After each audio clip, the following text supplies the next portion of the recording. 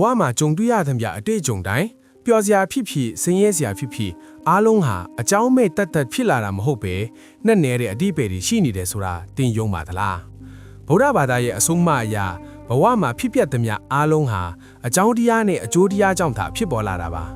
ဒီနေ့မှာတော့ဘာကြောင့်ဖြစ်ပျက်နေတာလဲဆိုတဲ့မေခွန်းရဲ့အဖြေကိုဗုဒ္ဓရဲ့ရှီးဟောင်းပညာရက်တွေကနေတဆင့်ဘဝအကြောင်းနားလည်သဘောပေါက်ပြီးစိတ်အေးချမ်းမှုရရှိအောင်အတူတူလေ့လာကြည့်ကြရအောင်အနိစ္စတရားအရာရာဟာမမြဲဘူးဗုဒ္ဓဘာသာမှာအနိစ္စဆိုတဲ့သဘောတရားဟာတည်ရှိမှုရဲ့အခြေခံအမှန်တရားတစ်ခုပါပဲဘဝမှာဘာတစ်ခုမှထာဝရမရှိပါဘူးရာဇီဥလုတွေစိတ်ခံစားမှုတွေလူအချင်းချင်းဆက်ဆံရေးတွေနောက်ဆုံးကိုယ့်ရဲ့ခန္ဓာကိုယ်အထိအရာရာဟာအမြဲတမ်းပြောင်းလဲနေတာပါ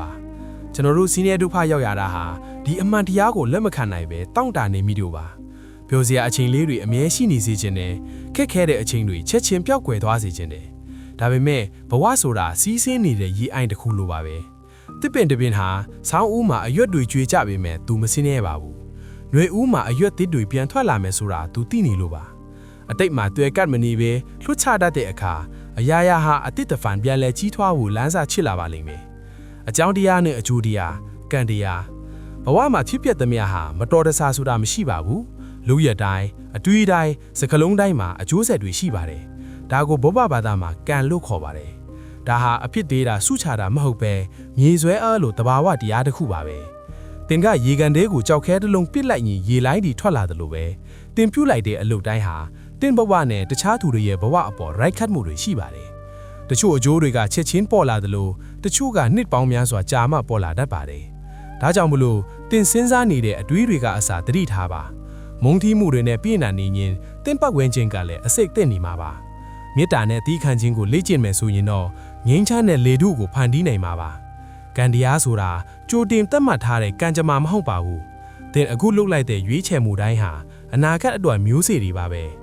တွေ့တာမှုနဲ့ဆင်းရဲဒုက္ခလွတ်ချတတ်အောင်သင်ယူခြင်းဗုဒ္ဓကဆင်းရဲဒုက္ခတွေဟာတွေ့တာမှုဥပါဒံကြောင့်ဖြစ်လာတာလို့ဟောကြားခဲ့ပါတယ်ကျွန်တော်တို့ဟာလူတွေပစ္စည်းတွေခံစားချက်တွေအပေါ်မှာငါအပိုင်ဆိုပြီးတွေ့ကပ်နေကြတယ်ဘာမဆိုအမြဲတမ်းပိုင်ဆိုင်ထားခြင်းတဲ့စိတ်ကပဲကျွန်တော်တို့ကိုဒုက္ခပေးနေတာပါလွတ်ချလိုက်ခြင်းဆိုလားမချစ်တော့တာမဟုတ်ပါဘူးအပိုင်မသိမ့်ပဲသဘောထားတတ်ဖို့ပါတွေ့တာမှုကင်းတဲ့မေတ္တာဟာပိုပြီးတော့တောင်ငြိမ်းချမ်းပါတယ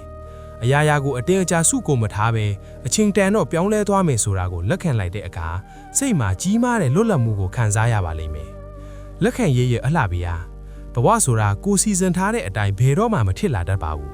လက်ခံရဆိုတာအရှုံးပေးလိုက်တာမဟုတ်ပါဘူးအခြေအနေကိုပကတိအတိုင်းသဘောပေါက်ခြင်းပါ